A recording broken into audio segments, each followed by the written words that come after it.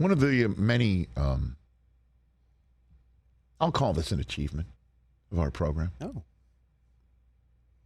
In our 9-year history, one of my prouder aspects to crow about is seeing every single time Tua Tagovailoa goes to a microphone and says something that is not his usual happy, shiny people type self.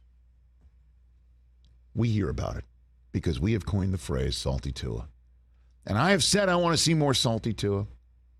And then he shows up like a shiny, happy person in Los Angeles. Too nice. 466 yards dropped on the Chargers. And I said, you know what? When he answered the question about Justin Herbert being there, and instead of him saying, you know what, the Dolphins, I appreciate them having the confidence in me and everyone else out there that thought that I didn't have this in me. And I love Justin Herbert, but the Dolphins chose me, and I am me, and anybody else who thinks that they made the wrong mistake choosing me, well, there's my calling card, 466 yards. That's what I wanted to hear from him. But it's tough to push back when he's a shiny, happy person dropping 466, 215 to Tyreek Hill. Say, I want to see more salty Tua. And then this happens on Wednesday at his weekly media availability. Getting set for New England, by the way. Team he's never lost to. 4-0. I know. 4-0. Now, obviously, Damian Harris fumbled. Fumbled. I mean, there are circumstances. circumstances, and they're extenuating. I know, but the bottom line is there's a 4 and there's an 0. I know. Just like there was a 4 and a 66. Here's this exchange in our latest edition of Salty Tua. I don't know about you, but that looked like money. Salty Tua. Do you think that anyone is still saying you can't throw deep? I don't care. I mean, I don't care. 466 is, that's what 466 is if I can't throw deep. Thanks. Shake that salt, Tua. Shake that salt, baby. Shake it. Isn't it a Nick Saban thing, just constantly pounding? It's an Alabama thing. Alabama thing. Throw deep, baby. Let's go. You think he goes home to his wife and it's just like, what more do I have to do? Why do I have to keep answering these questions about my arm? I'm lighting these fools up. It is kind of a silly question. It is. I mean, but it's also a good question because it did elicit that answer in another edition of Salty Tua. So to the member of the media that asked that question, knowing that it might be unacceptable, because let's just put it this way. Name another quarterback in the league. If Burrow had dropped 466 on Cleveland. We'd be going nuts. Okay, if Mahomes had dropped 466 on the Lions. Football was stopped. We would have ended the season. Let's keep going. If Jalen Hurts had dropped 466, if Dak had dropped 466, there you go. It would be, any question about his ability to throw deep. Any question about Herbert dropping 466. Any question about Lamar dropping 466? That would have been something, yeah. Let's keep going. Let's just say, had Rodgers not had his Achilles blown out, 4 snaps in, 75 seconds in. I could go on and on. I think you get my drift. But Tua's asked that.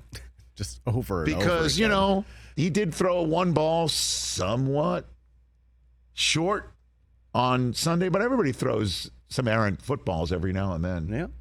It's week 1. He still hasn't lived down that Twitter post when they his zoomed in. His own social media team did him dirty. When he, the NFL Films tight spiral shot was like a tight wobble, and Tyreek had to wait for the ball to come down, and they're like, oh, Tua to Tyreek, fire emoji. Who never did that?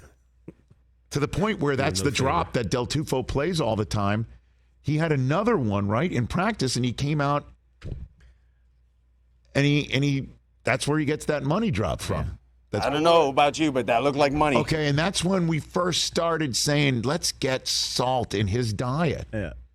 That he's too nice. He's got to be a killer. 2 days. So, hey, man, Jalen Waddle is really good. He'd be one on more than 2/3 of the league's teams, right? I mean, I'll take Okay, him. so, and he was basically just running routes, and Tua could find him, but he keeps finding Tyreek Hill. Why not? There's other guys too. The running game. I cannot wait for Sunday night because Miami has a shot to take the lead in division outright because we're assuming Zach Wilson's going to go to Dallas and run into some troubles that will be difficult to overcome. And that's the only other team that's currently tied with the Miami Dolphins. And then the Miami Dolphins, let's look at their schedule, if you don't mind, please. Then they're home for Denver, which I believe is a winnable game. Yeah. Well, again, we just have to make sure that down there in South Florida that folks like yourselves, Rams season ticket holders who are not going to this weekend's game against the 49ers, which is also, by the way, for first place in the NFC West. Judgment. Okay. Push back all you want. Harsh judgment, Mike. I mean, come on. You're assuming. Gosh, so much assumption. And then they're at Buffalo. That is a big, huge ass football game. And that was the last time I think we saw Tua get through a game non-concussed last year in the snow on a Saturday night in a terrific performance in freezing cold weather. And that whole game he was asked that's about, right. They were awesome in that game. Hey, you're from you're not from the mainland, huh? You went to Alabama, huh? So it's going to be too cold for you. That was when he was showing a little salt in his diet then that week, too. How many times this guy got to push back on narratives? I mean, we don't know what the Bills are going to look like in a couple weeks. Correct. Miami's going to come in and I'm imagining it'll be 60 degrees and it'll be, Nice, it could be a nice Buffalo weather day. in Western New York. And then all day. What a perfect time for them to go there. Then the Giants come in, then Carolina comes in, and then comes his, reunion tour. One of the kids that followed him are next with Bryce Young, and then the guy he essentially sent packing to Oklahoma, Jalen Hurts, before he finishes off his series with New England. And then I call this game, I cannot wait. Jones. I'm praying for everybody's health. On NFL Network, You're the first calling Sunday that of game. November. I am baby. at the microphone for Dolphins Chiefs. You better have some in nuggies Frankfurt. for Andy Reid. And then the bye. This one win, what a setup for them. And the way that Aaron Rodgers is out, and the way that Buffalo Dolphins struggled. You signed It's for just 6 1 and week. 3. You signed 6 and 3 going into the bye. You signed for that, Let me right? see this. Put up one more time. 6 and 3 to the bye. I think you'd take that. And if you're again, Dolphins fans. By the way, could week 1 have broken any better for the Dolphins with the Chiefs, Bengals, and Bills all losing? They've got one game up on them. Yeah. Jets, Yeah, too. I know. I mean, the Jets ended up winning. No, I know. But the Jets lost in the they lost Aaron bigger Rodgers. picture, yeah.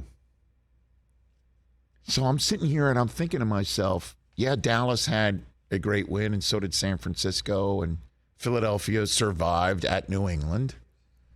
And I did say the Giants' week 1 loss was the worst week 1 loss of anybody because they got blown out in a home game against a division opponent, 40-0. Did anybody have a better week 1 than the Miami Dolphins? I'm going to put that up. Who's the biggest winner from NFL week 1? So you want to put Dolphins? And then the list? 3 other NFC teams, right? Or Niners. Niners, Cowboys, and then you want to include one more from the AFC? Browns. What about the Browns? Catch the Rich Eisen Show every single day on the Roku channel, 12 to 3 Eastern, for free.